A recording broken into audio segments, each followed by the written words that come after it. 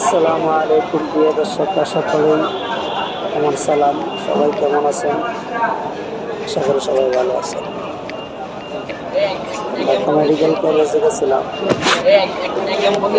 রক্ত দেওয়ার জন্য।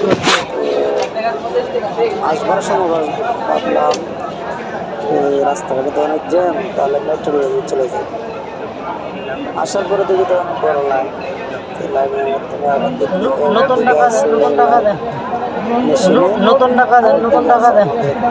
হাতে মিনার দেয়, সে হাতে মেশিনে যায়। অনেক বড় লাইন, আইসা দেখি অনেক কষ্ট করে করে অনেকক্ষণ টাকা দিচ্ছে, নিচ্ছে না এরকমটা হইতে আছে। মানে কি একটা অবস্থা যে মনে করেন